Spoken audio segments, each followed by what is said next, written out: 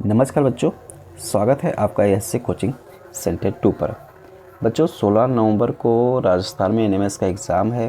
तो आज के इस क्लास में मैं विज्ञान के 35 ऐसे महत्वपूर्ण क्वेश्चन कराऊंगा जो आप लोगों के एग्ज़ाम में आएगा बच्चों। ठीक है, तो चलिए आज का ये क्लास शुरू करते हैं। देखिए, पहला क्वेश्चन है, कह रहा है कि रबी फसल का उदाहरण है। ठीक है, तो रबी, खरीफ, जायद, ये 3 चीज़ ज़रूर आप लोग अच्छे से तैयार करके जाना। आप लोगों को 1 से 2 प्रश्न ज़रूर मिलेगा। ठीक है, तो रबी फसल का उदाहरण है, तो इसमें गेहूँ जो है वो रबी फसल का उदाहरण है। जो रबी की फसल होती है उसको सर्दी में बोया जाता है और बसंत ऋतु में काटा जाता है। ठीक है, बाकी यहाँ पर और जो दिया गया है ये मक्का, सोयाबीन, कपास, ये सभी कैसे हैं? ये सभी खरीफ के फसल हैं। ठीक है, तो ये चीज़ें जानना बेहद ही ज़रूरी है कि रबी की फसल कब बोई जाती है, कब काटी जाती है, और रबी की फसल कौन कौन से है और ख़रीफ की फसल कौन कौन से है। ये सब सारी चीज़ों को थोड़ा सा आप लोग अच्छे से पढ़ लेना। ठीक है, चलिए अगला क्वेश्चन है, कह रहा है कि नेत्र का वह भाग जो नेत्र को विशिष्ट रंग प्रदान करता है। ठीक है, तो जो हरा, नीला, पीला बताता है वो क्या है? नेत्र का वह भाग जो नेत्र को विशिष्ट रंग प्रदान करता है, तो वो परितारिका है। ठीक है, इसको इंग्लिश में आइरिस बोला जाता है। आइरिस आँख का वह हिस्सा होता है जो पुतली के आकार को नियंत्रित करता है। ठीक है, और आँख को उसका विशिष्ट रंग प्रदान करता है। ठीक है, चलिए अगला प्रश्न देखते हैं। अगला प्रश्न है, कह रहा है कि पादपों में खाद्य पदार्थों का परिवहन करता है। तो पादपों में खाद्य पदार्थों का परिवहन जो करता है वो फ्लोएम करता है। ठीक है, इसके अलावा जल और खनिज पदार्थों का जो परिवहन करता है वो क्या करता है? जाइलम करता है। ठीक है, तो पत्तियों से जो प्रकाश संश्लेषण से खाद्य पदार्थ बनता है उसका और भी अन्य भागों के, पौधों के अन्य भागों में जो पहुंचाता है वो क्या पहुंचाता है? फ्लोएम पहुंचाता है। ठीक है, तो यहाँ पर दूसरा ऑप्शन सही हो जाएगा। ठीक है, चलिए अगला क्वेश्चन देखिए। रक्त के छनन की विधि कहलाती है।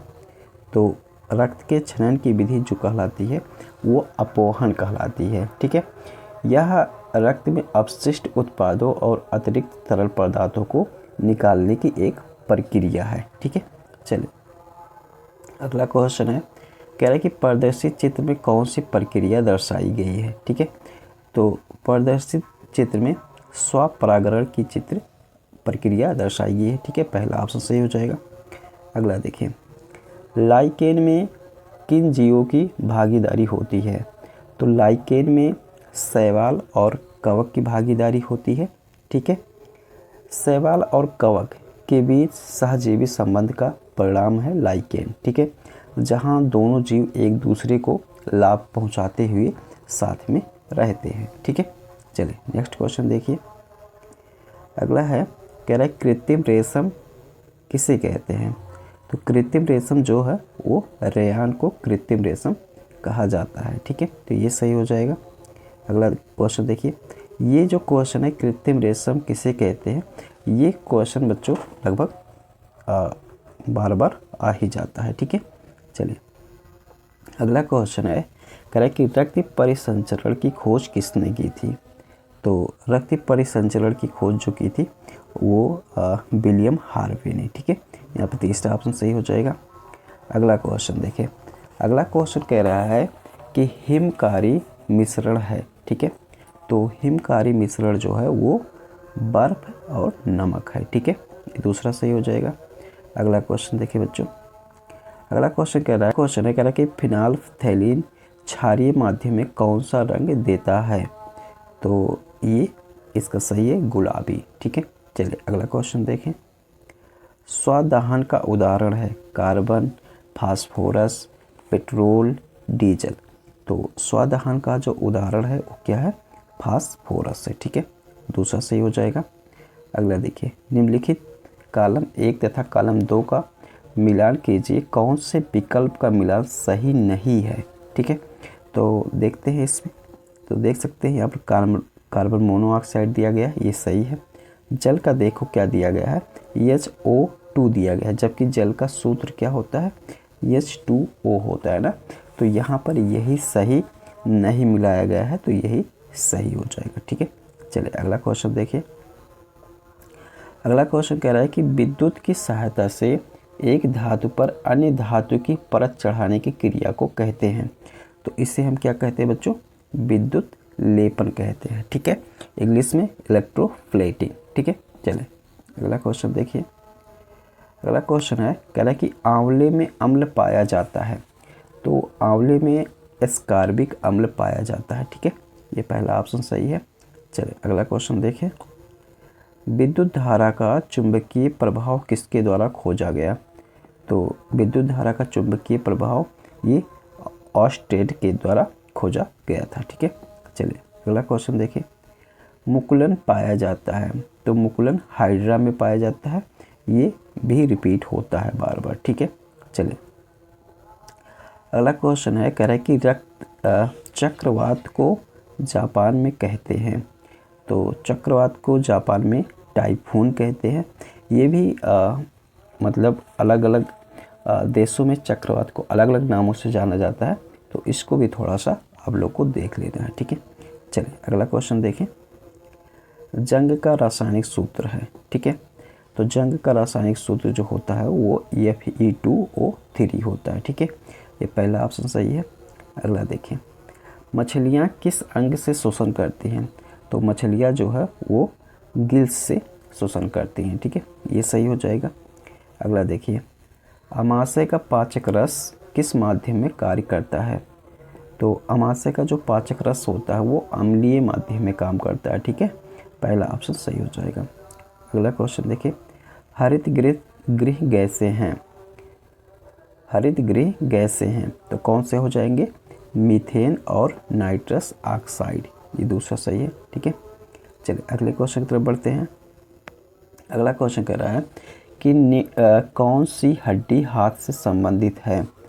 तो यहाँ ह्यूमरस जो है वो हाथ की हड्डी से संबंधित है। ये जो हड्डी होती है ऊपरी बाह की हड्डी होती है। ठीक है, जो कंधे से कोहनी तक होती है उसे ही हम ह्यूमरस कहते हैं। और जो फीमर है और टीबिया, फीमर जो हड्डी है वो जांघ की हड्डी है, और टीबिया बिफुला ये जो है पैर के नीचे की हड्डी है। ठीक है, तो यहाँ पर जो सही ऑप्शन है वो ह्यूमरस है। ठीक है, चलिए अगला क्वेश्चन देखिए। पादपों में निषेचन के पश्चात अंडाशय से विकसित होता है। तो पादपों में निषेचन के पश्चात अंडाशय से फल विकसित होता है। ठीक है, अगला क्वेश्चन है, कह रहा है कि कौन सा रासायनिक परिवर्तन नहीं है? तो मोम का पिघलना जो है वो रासायनिक परिवर्तन नहीं है, ये भौतिक परिवर्तन है। भौतिक परिवर्तन में क्या होता है कि इसकी रासायनिक संरचना नहीं बदलती है, लेकिन इसका अवस्था जो होता है वो बदल जाता है, अर्थात ठोस से द्रव में बदल जाएगा या द्रव से ठोस में बदल जाएगा। इस तरीके से उसका रासायनिक परिवर्तन नहीं चेंज होता है। लेकिन रासायनिक परिवर्तन में क्या होता है कि रासायनिक परिवर्तन चेंज हो जाता है और नया पदार्थ बन जाता है। ठीक है, तो इस तरीके से यहाँ पर मोम का पिघलना जो है वो सही हो जाएगा। ठीक है, चलिए अगले क्वेश्चन की तरफ बढ़ते हैं। कमरे के ताप पर द्रव अवस्था में पाई जाने वाली अधातु है। तो ब्रोमीन एकमात्र अधातु है जो कमरे के ताप पर भी द्रव अवस्था में पाई जाती है। ठीक है, चलिए अगला क्वेश्चन देखिए। किसी समरूप कोशिका या अन्य जीवित भाग अथवा संपूर्ण जीव को कृत्रिम रूप से उत्पन्न करने की प्रक्रिया क्या कहलाती है? ठीक है, तो ये प्रक्रिया कहलाती है क्लोनिंग कहलाती है। ठीक है, चलिए अगला क्वेश्चन देखें। सेटिंग प्लास्टिक का उदाहरण है, तो इसमें है मेलामाइन, सही हो जाएगा। देखिए थर्मोसेटिंग और थर्मोप्लास्टिक, ठीक है, ये बार बार पूछा जाता है, थर्मोसेटिंग प्लास्टिक और थर्मोप्लास्टिक। ठीक है, कह रहे कि थर्मोसेटिंग प्लास्टिक का उदाहरण है, तो मेलामाइन यहाँ पर जो है वो थर्मोसेटिंग प्लास्टिक का उदाहरण है। मेलामाइन थर्मोसेटिंग प्लास्टिक को एक बार गर्म करके आकार देने के बाद उसे दोबारा नरम नहीं किया जा सकता है। ठीक है, तो ये इसकी क्वालिटी होती है। अगला देखिए, निम्न में से कौन सा सही नहीं है? तो 80 डेसिबल से अधिक प्रबल शोर शरीर के लिए कष्टदायक होता है। ध्वनि की प्रबलता उसके आयाम पर निर्भर करती है। शेर की दहाड़ का तारुत अधिक होता है। तो सही जो कथन नहीं है वो यही नहीं है, शेर की दहाड़ का तारुत अधिक होता है। तो शेर की दहाड़ का तारुत अधिक नहीं होता है, ठीक है, कम होता है, इसकी प्रबलता ज़्यादा होती है, लाउडनेस अधिक होती है, ठीक है। तो यहाँ पर तीसरा ऑप्शन सही हो जाएगा, ठीक है। चलिए अगले क्वेश्चन की तरफ बढ़ते हैं। अगला क्वेश्चन है, कह रहा है कि निम्न में से कौन घर्षण बढ़ाने वाली प्रक्रिया नहीं है, ठीक है। तो इसमें ये तीसरा ऑप्शन सही हो जाएगा, कैरम बोर्ड पर महीन पाउडर छिड़कना, ठीक है। चलिए अगला क्वेश्चन देखिए, सूर्य से बढ़ती दूरी के अनुसार ग्रहों का क्रम है।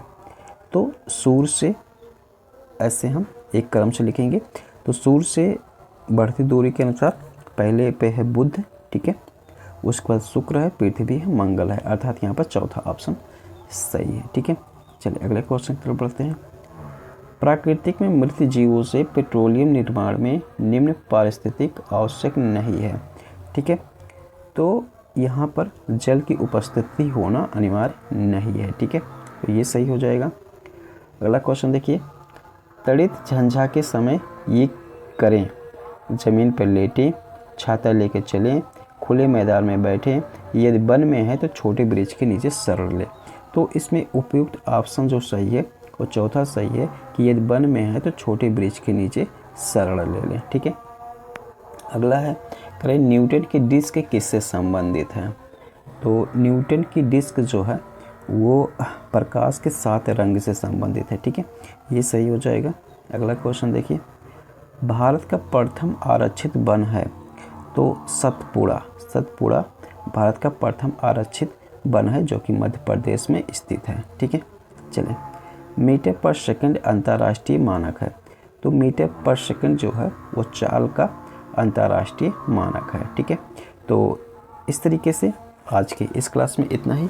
आप लोगों को कैसा क्लास लगा, ठीक है, कमेंट करके बताएं। और वीडियो आप लोग के तैयारी में मददगार साबित हो रहा है तो वीडियो को लाइक करें, नए हैं तो चैनल को सब्सक्राइब करें। मिलता हूँ किसी दूसरे वीडियो में, तब तक पूरा वीडियो को देखने के लिए बहुत बहुत धन्यवाद।